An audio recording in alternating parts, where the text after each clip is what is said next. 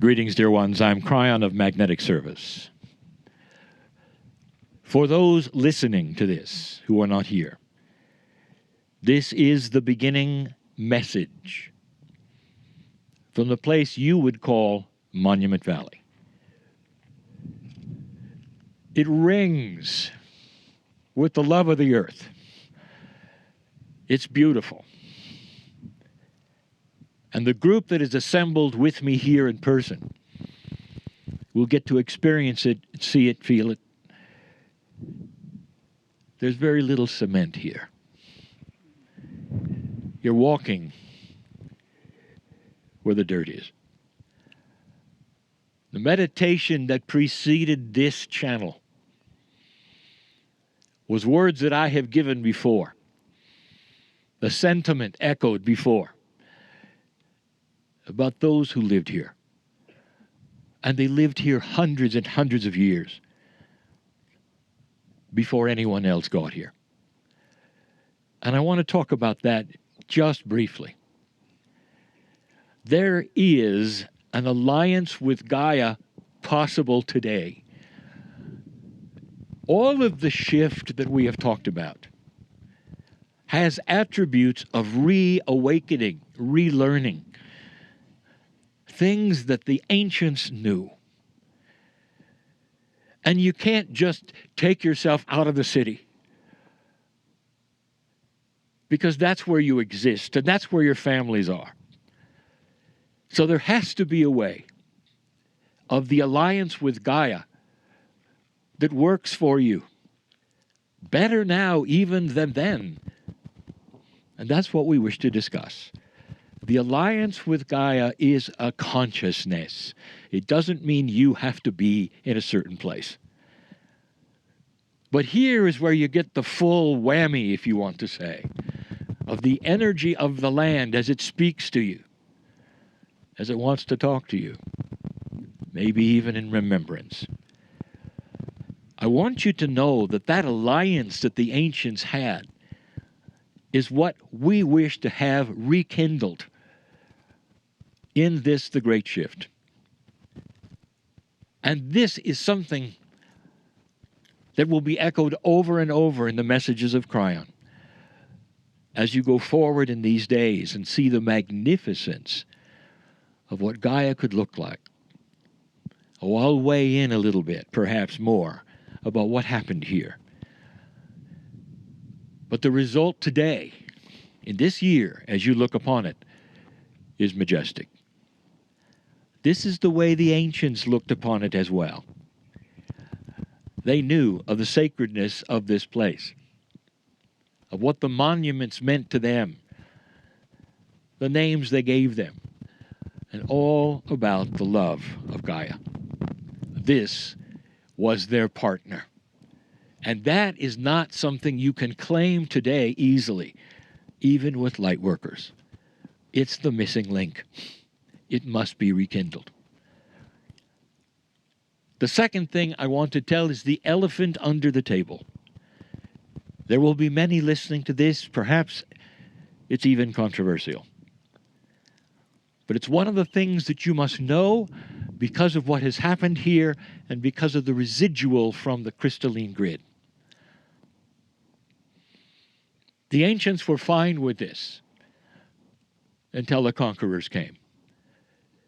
And all over the world you find the similarity of this, that the conquering hemisphere did its job yet again. Even within its own hemisphere it conquered this land. And what I want to tell you about is the attitude, what happened, and what the land speaks of even today. Dear ones, perhaps you would know that the ancients did not own land. In fact, the concept is foreign to them. It's too linear. In fact, it's even childlike. Now, they will not tell you that because it's insulting, and they will not insult you. But they don't know about ownership. When they would look at the horizon, it belonged to them. If there were disagreements, perhaps even wars between the ancients, it was over the resources, but not over the ownership. They understood that Gaia was a partner. It was alive. It was them. They didn't own it. They didn't draw lines that said, don't cross over this mine, yours. They didn't segment it into parcels and record them in some library. So when the conquerors came, the idea of who owned what did not even go into their consciousness. They had a difficult time with an actual lower consciousness.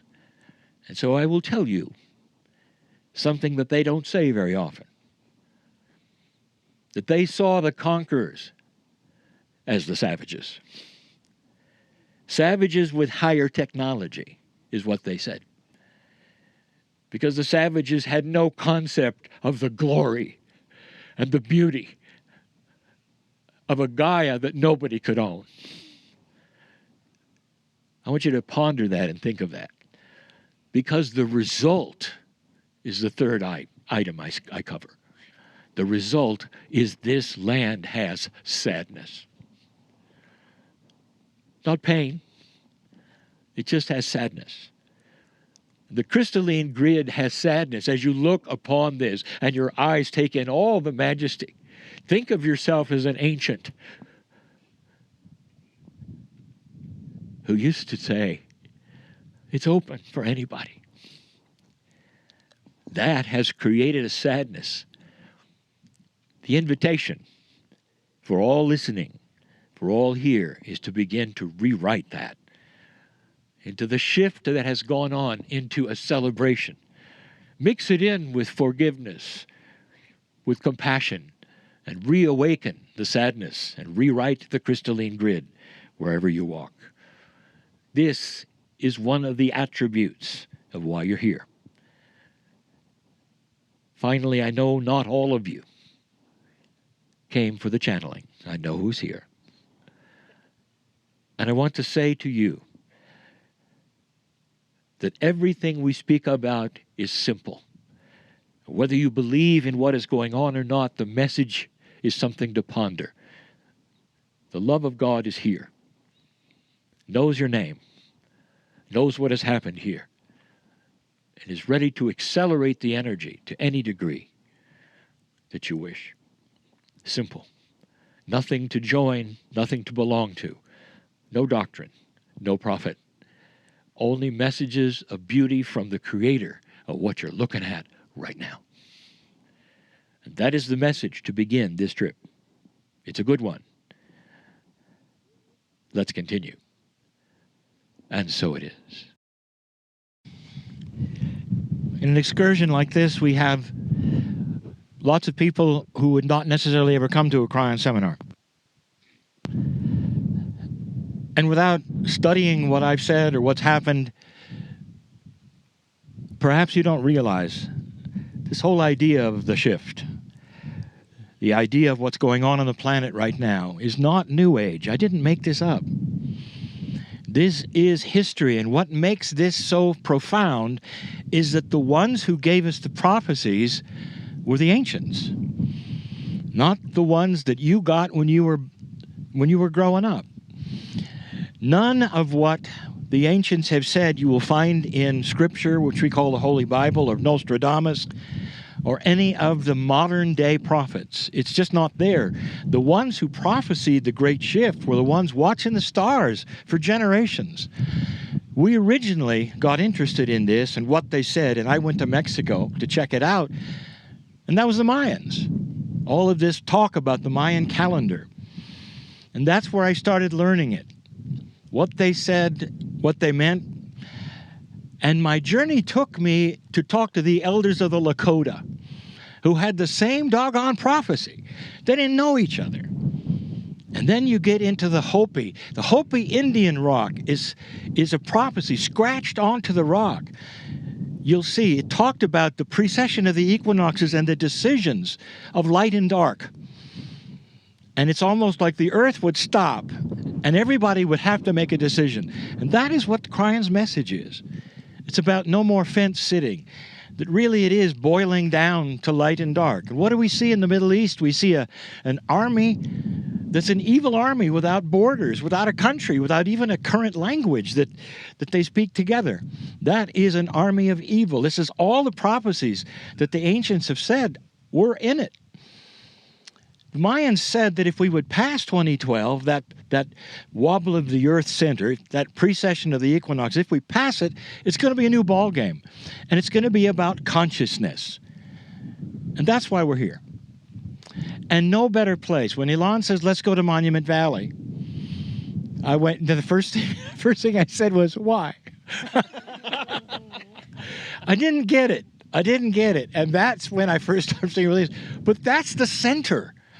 That's the center. It's not the four corners, but it could be. It's the center of the great Native American desert. It's the place where the ancients prophesied this here. So what better place to honor an energy we're in that was prophesied not by any of the writings we had as Westerners or any of the scripture that we had as Westerners, because none of that came true. Do you realize none of that came true? If you study your scripture, we're gone. 2000, we were going to have the Armageddon, we're going to have the nuclear war, we're going to have all of those things, and it didn't happen.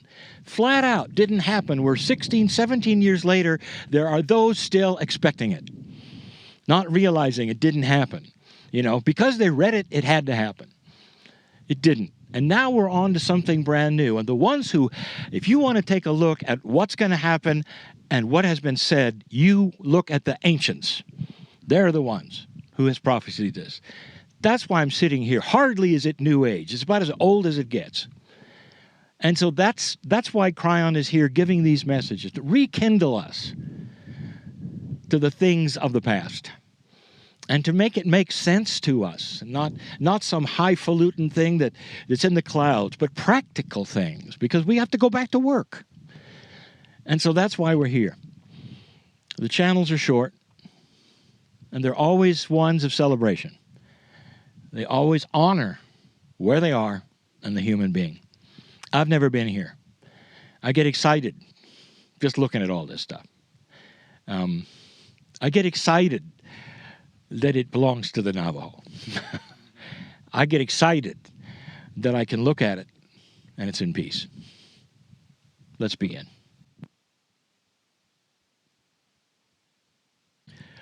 Greetings, dear ones. I'm Kryon of Magnetic Service.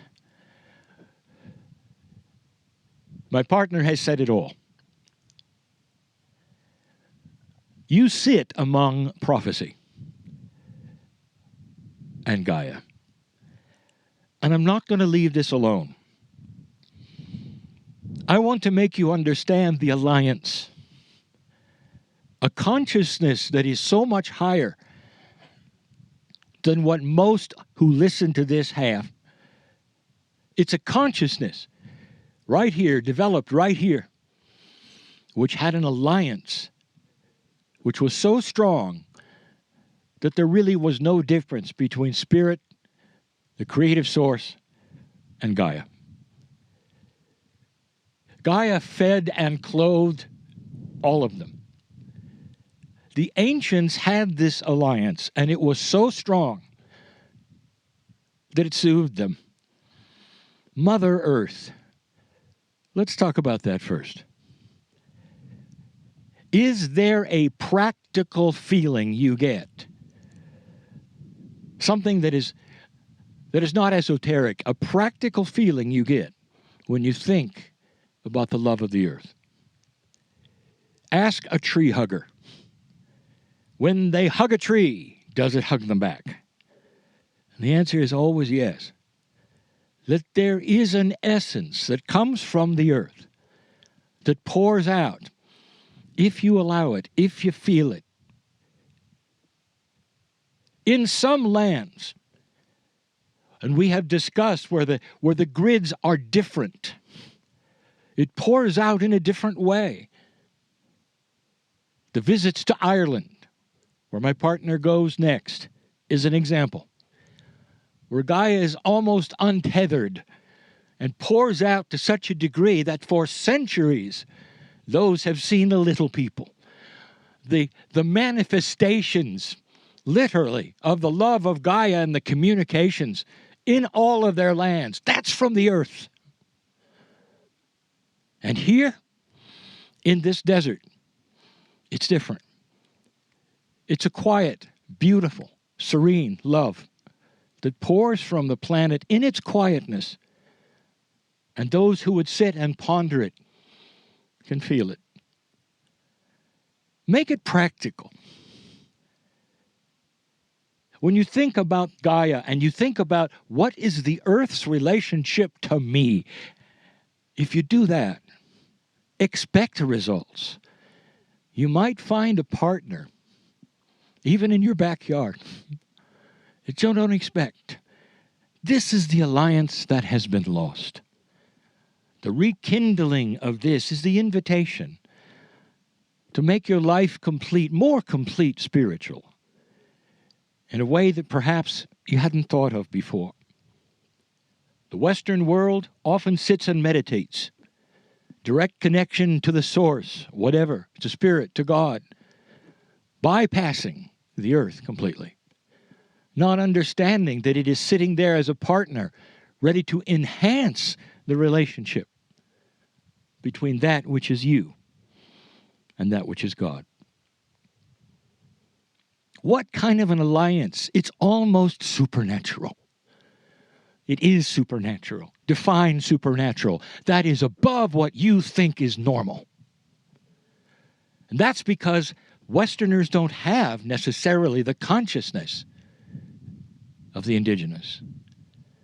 The indigenous were so allied with the planet, so connected, that when they had needs and they did ceremonies of alliance, which you might have called rain dances, these ceremonies allied themselves with the planet in such a way that when they needed food, dear ones, let me tell you something. Even the elders have forgotten some of these things because they're old, 300 years ago or more. When they needed food, sometimes the buffalo or others would literally wander into the camp as if on cue. And every single part of the animal would be used and honored. Ceremony would happen because Gaia provided. The animals had an alliance with Gaia, and the indigenous with Gaia, they're connected. It's why sometimes you'll see the animals in the wild and you cannot decide what you're looking at. Is it Gaia? Is it an animal? Because they're all allied together. That's an alliance. That's what we're talking about. Oh, there's more. Talking about Gaia supporting humanity. Even today, you don't think about it. And you say, well, that was then, not now. We have our food packaged and delivered. And sometimes it's good. But what about then? And what about now that still exists, that you don't ever think of? If you take a child to the forest and the waterfalls, the children will sense that there's something special. You see, the air is fresher. They'll, in their mind, have a perception. Going to the forest is a place that's fresher and good. They'll want to go again and again and again, not realizing they have no concept of photosynthesis. The trees are pouring out the purest oxygen you'll ever have. The waterfalls are supplying the negative ionization for the personalities to feel better. Do you realize that as you breathe in, the next breath, that's Gaia, designed to give you oxygen, designed to absorb that which you exhale. If there isn't a partnership, what else? What would you say that is? What would you say that is? That's an alliance. You need each other. You need each other in such a way that is so profound, and yet often there is no even second thought about it. I invite anyone who's listening to have a small ceremony, perhaps daily. Lasts only 30 seconds. Maybe it's when you get up. Maybe it's when you go to bed, which would be appropriate. This is thank you, Gaia, for the partnership. I may not have my feet in the dirt, but I know who you are. Bless this day as the partnership we have together. In a later channeling, I would like to give you a scenario that will be controversial. I have given a portion of it before. I want to tell you geologically what happened here. I'm going to call it anti-geology because it is not accepted. I'll call about the great geological bias of the day and what they've got wrong. Because there is a magnificent thing that has happened here to create all of this in a time frame that no one expects. And the land just yells with it. It says, yes, yes. And when I tell you, many of you will look again with a different eye. That's coming up. But for now, so it is. I invite you to close your eyes and take a deep breath. And as you exhale, think of the symbiotic relationship that we share with Gaia. Breathing in her oxygen and giving back our carbon dioxide. Everything we have and do is connected with Gaia. This is what our ancestors knew. Our ancestors were also connected to the Creator through Gaia. Their intuition would tell them where to go to hunt. Their intuition would tell them that the Creator was here for them and that life was in a circle and a cycle. Many of them foretold what would happen on the planet, that we would come to this place and choose the high path, the path of high consciousness. And so now it is up to you. What are you going to do with this? How are you going to communicate to Gaia? How are you going to communicate to others? That is your free choice. And in all of what you choose to do, your decision is supported, and you have a whole legion, an entourage of spirit, angels, benevolent energies, and Kryon right by your side, walking every step you take. Ponder this and know how special you are.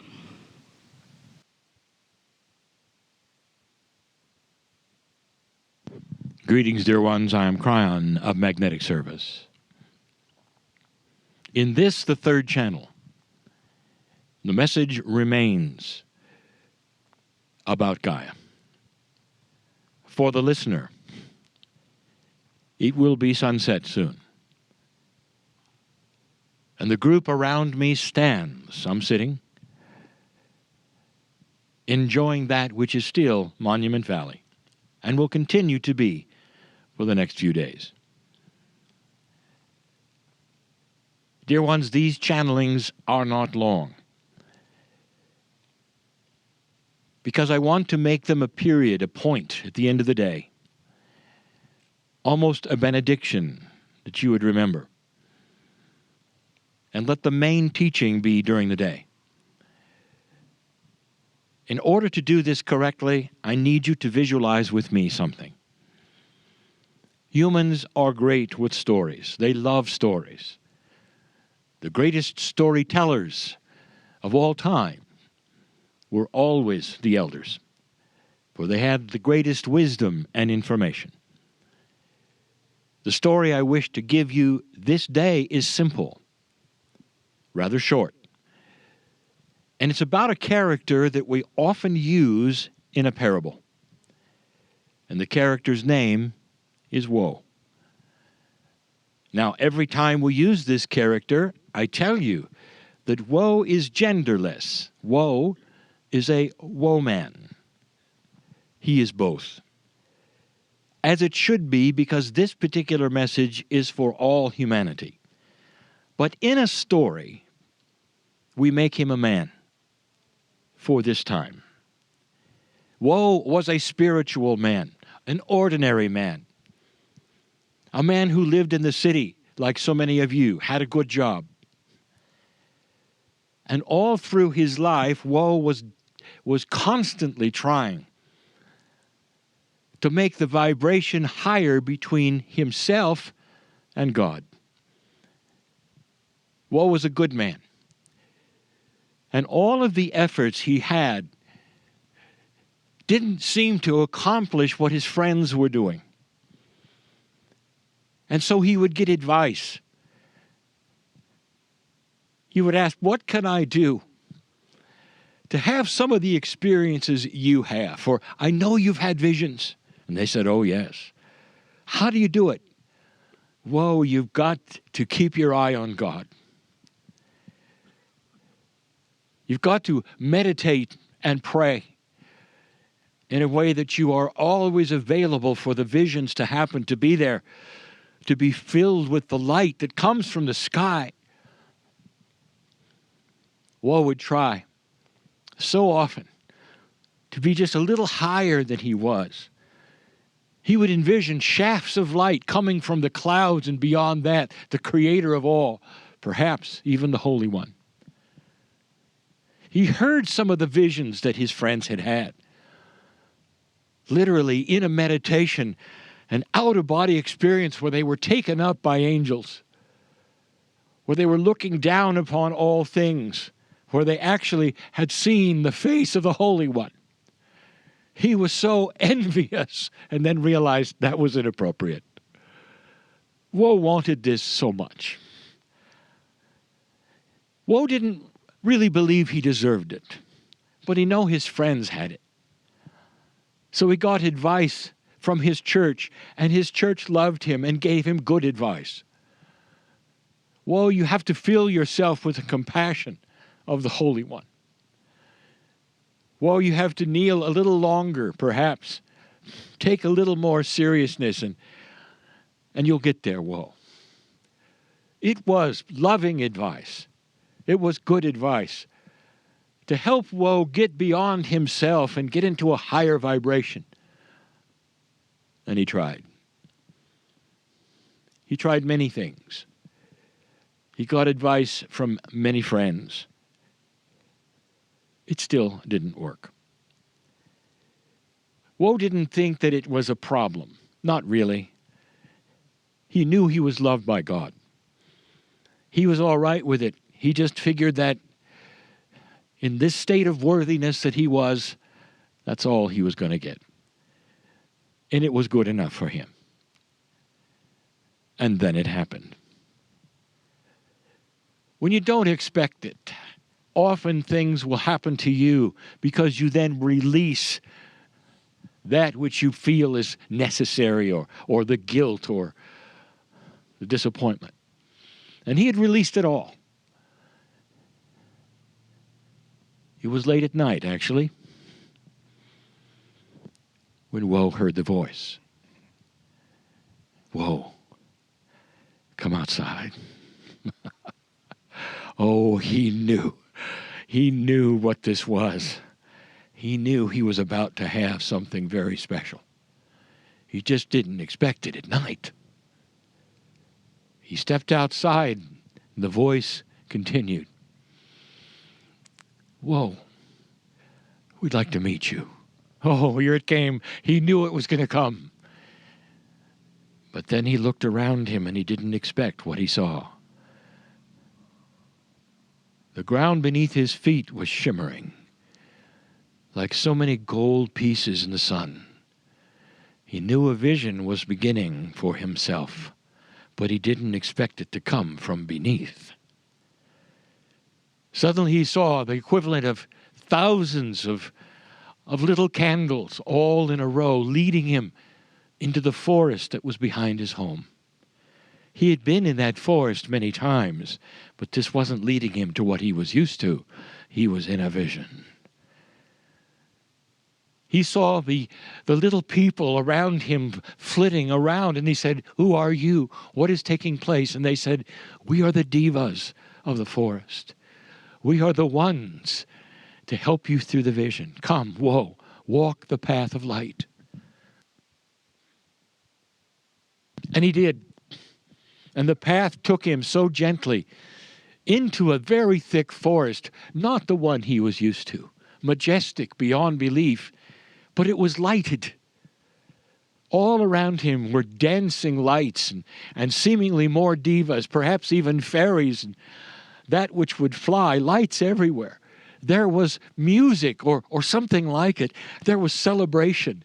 He could hear it. He could feel it. He was in his vision. He was beautiful. He loved what was happening to him. It just was so different than what he thought. He was led to a circle, and the circle was well illuminated, filled with light. And then he realized that the trees of the forest were starting to gather around him. Then he felt the branches start to then dip down and touch him very softly with their leaves. And when they did, he felt the electricity go through him. Oh, what a vision this was. He felt enabled every single time that a branch touched him, and then he heard a collective voice from all the trees. And he'll never forget it. Thank you, Woe, for letting us touch you, O Holy One. And they said, "As above, so below." And they continued, "You have the Creator inside you, Woe. And that is why we call you the Holy One. For this is how we see all humanity. Blessed are those who know the love of the earth is for them." We close the story there. Woe got his vision, and he also got a message. It doesn't always come from above. It's not what you think. And that as your feet touch the ground, the earth knows you as the Holy One. The ancients knew this story. And now you do too. And so it is. Greetings, dear ones. I'm Kryon of Magnetic Service. I want you to feel the stillness.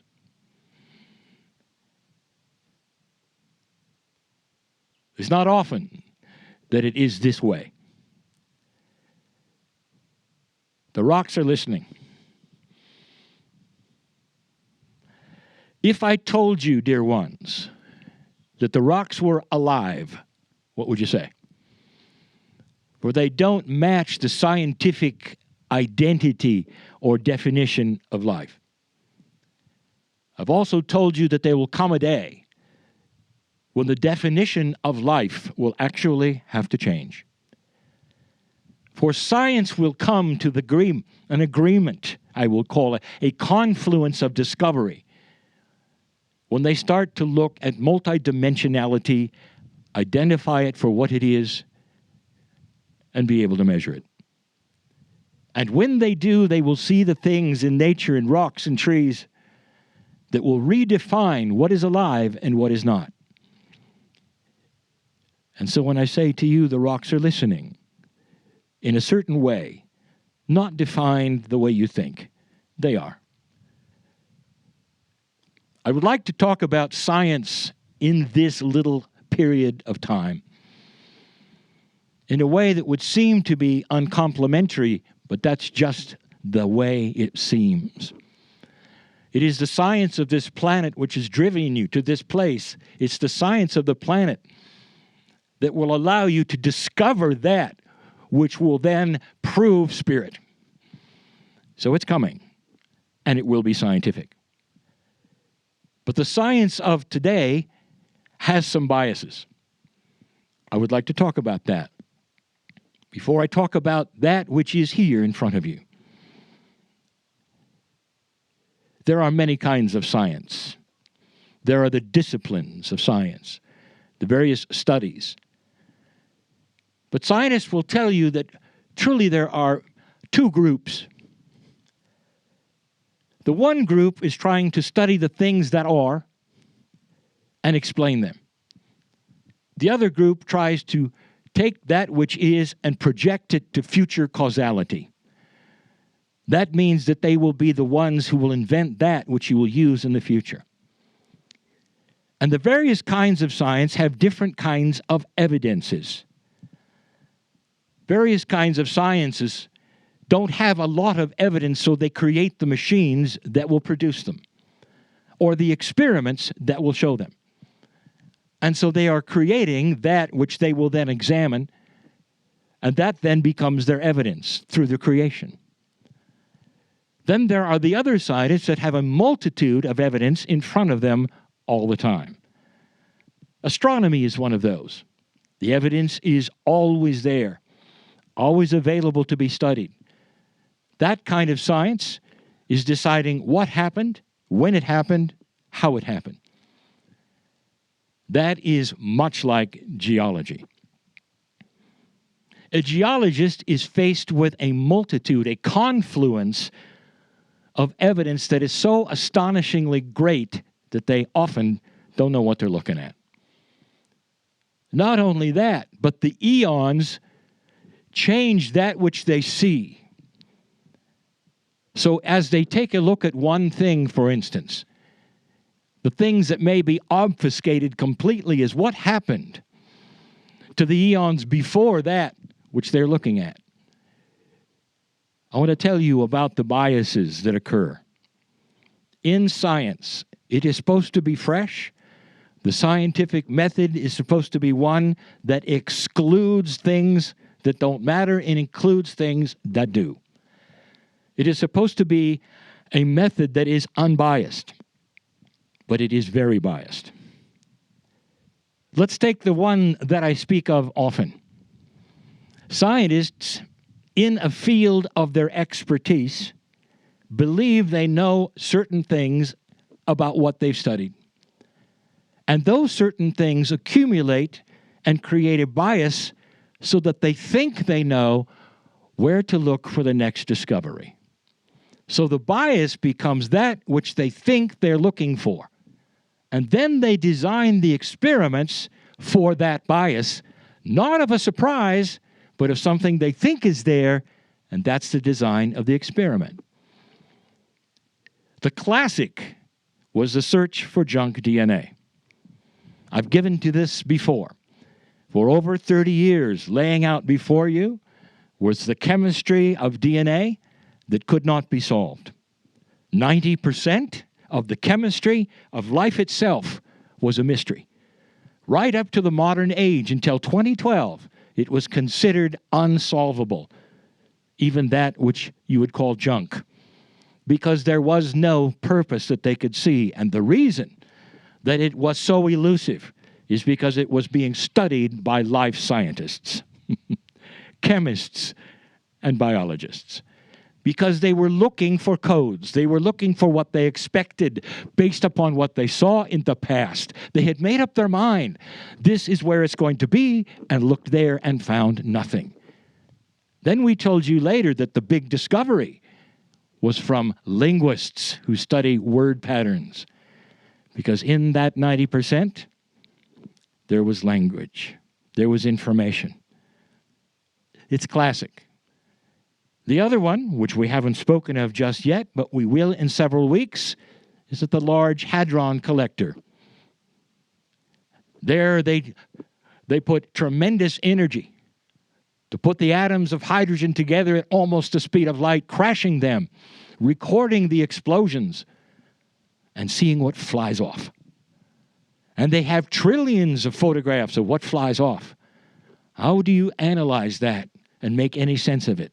They will tell you, well, they've designed programs that will look for that which they believe is there. Dear ones, they're going to find some of that, and in the process, they will miss what is really there, because their program doesn't include looking for it. So you see, even in the highest physics, there is bias of the way you think things work and then designing the experiment around it. The great bias of geology is this. As long as you've been alive, dear ones, on this planet, geology works slow.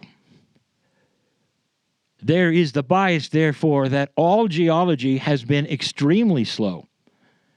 And when you see something on the horizon, you make up your mind how long it took for it to be what it is.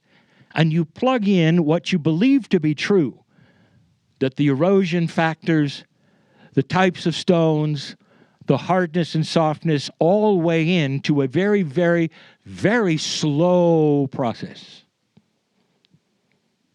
And that, dear ones, is completely wrong.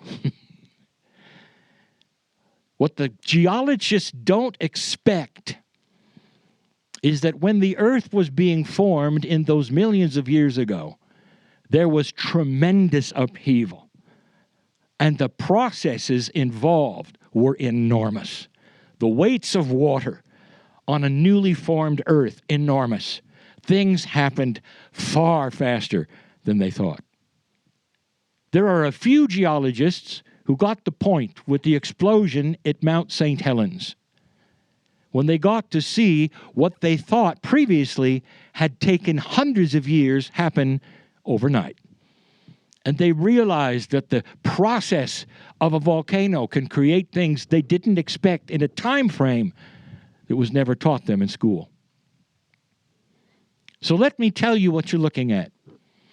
And I'm going to align it yet again with that which you've seen in the Grand Canyon. It's hard to describe this. And in geological terms, I will not. In plain English, I will. What you're looking at right now would have the attributes of thousands and thousands of years of wind erosion. There is a pattern to wind erosion and rain erosion. That's basically what you see. But underneath that, dear ones, what is really obfuscated and not seen as the way it is the ocean that was here. Not just an ocean, dear ones, but an ocean on the move. How do I tell you this? Almost to the continental divide, that which you call the Western United States had several major upheavals to literally let the ocean in and wash it back, with land that tipped up and back again. Can you imagine that force of an entire ocean being released and coming in?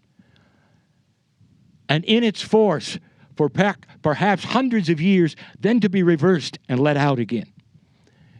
I'll tell you that that Grand Canyon was cut in less than 300 years with an ocean ferocious, something you've never seen on this planet at this point. This planet is peaceful now. It's done with that kind of geology. It's done with that massive amount of movement in short amount of times.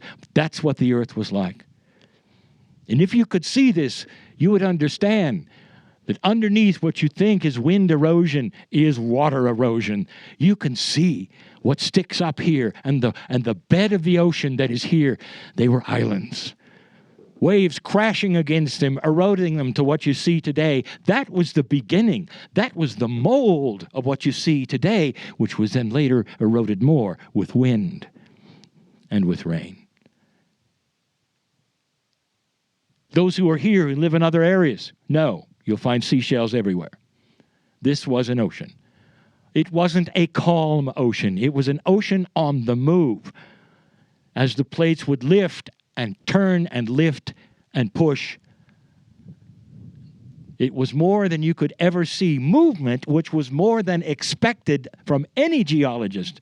Quick, fast, ferocious. And it made the hard cuts that you see everywhere. Straight up and down.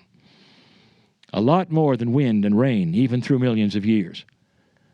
So I want you to think of this, and I want you to remember this day, and I'll say it again because there'll come a time when geologists will say, yes, we acknowledge this now. That's the science lesson for the day. I want you to look at these things with a different eye. I want you to look at the confluence of nature which created the beauty that is today the desert. And I want you to look out and see the ocean bed before you. Imagine the crashing waves, an ocean that was never still, on the move, and how through hundreds of years and thousands back and forth this occurred. It's the reason there's a delta on both sides of the Grand Canyon, where it flowed one way and then the other way, and then one way and then the other way, cutting what you see here in a majesty that you can look at today. Controversial? Of course. And so it is. Okay, here I go. Way, yeah, young, hey, young, yo, windy, young, yo, windy, young, away. Hey, young, yo, windy, young, yo, windy, young, away. Hey, young, you hung, you hung, you hung, yo hung, yo when the young away. Hey, young, so a day, so a day, she can't love yet, none of them. She love yet, none of them. Hey, she da ho yan, na sa do le, hey yo, hang yo, hey yo, way. Hey, young, yo, when the young, yo, when the young away, way, oh, hey, thank you. Woo! Thank you. Now it's gonna rain. Okay, this is the one that I shared with the group yesterday, so here it goes. Yeah, hey, oh, whoa, whoa, hey, oh, way, hey, young, oh, whoa, whoa, hey, oh, whoa, whoa, hey, oh, way, hey, young, yeah, hey, oh, whoa, whoa, hey, away, hey, young,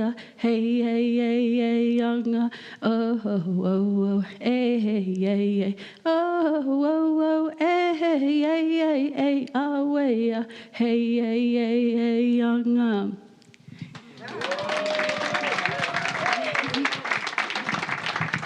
Okay. Greetings, dear ones. I'm Kryon of Magnetic Service. We're going to start this message as we did the last one. I want you to be still and listen.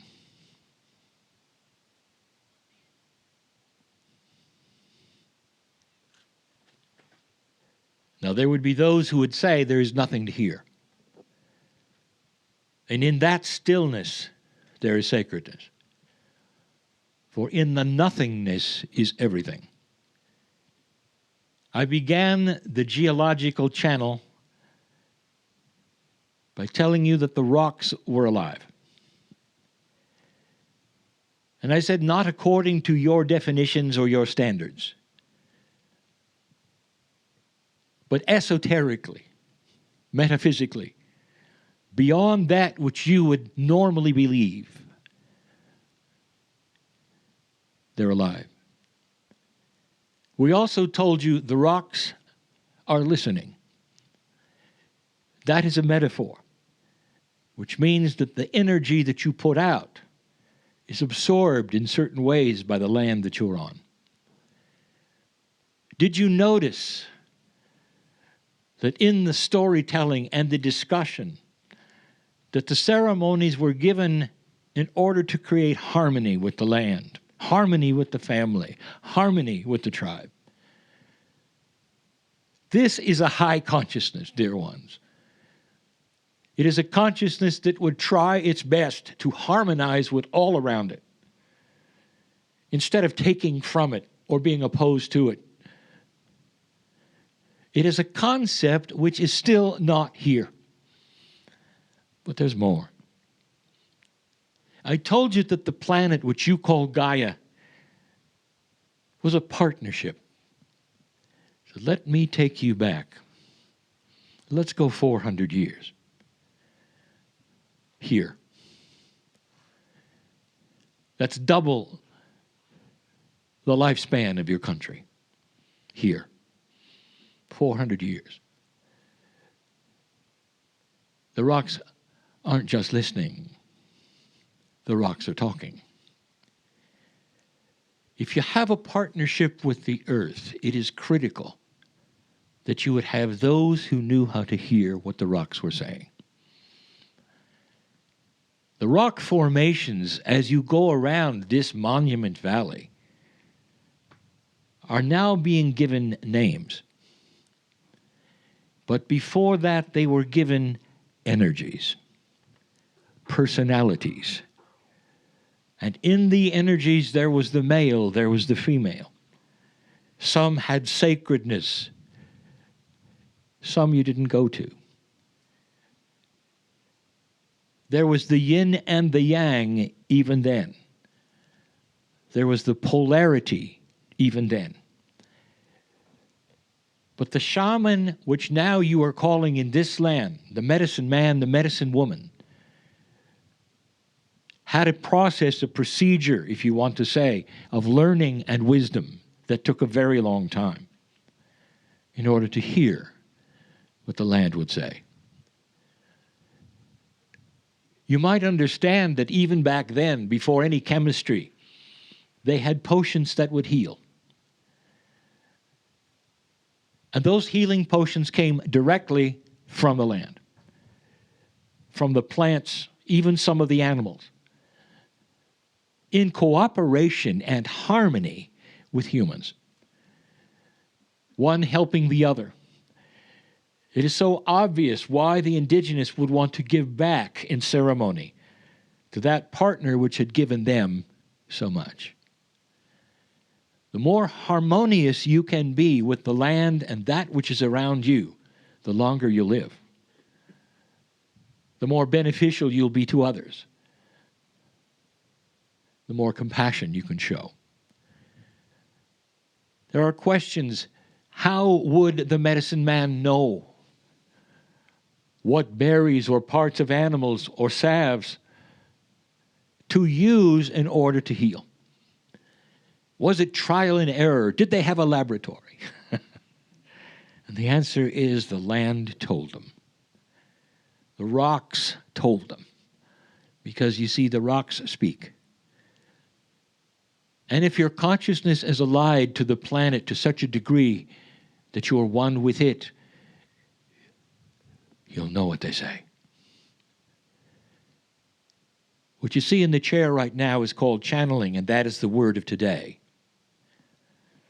Perhaps the indigenous would be open enough to share with you what it was called back then, because they used it back then as well. Only elders, only of a certain age and a certain lineage, would be able to then speak for the rocks. But as you look at the monuments, as you call them now, and those beautiful sculptures of nature, understand that each one of them had a personality. It still does, if you ask an elder. This is a partnership. Dear ones, that's what's missing. I'll tell you finally this.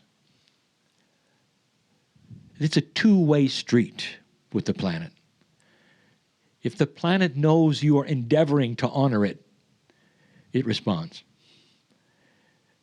It knows who you are, because the partnership must be that way. It's more personal today because of the shift of the precession of the equinoxes, of the prophecies of the ancients that is now coming true. Again, I will say there is a famous etching called the Hopi Indian Rock, talking about this very time, where the path of humanity splits and the choice is yours to go one way or the other.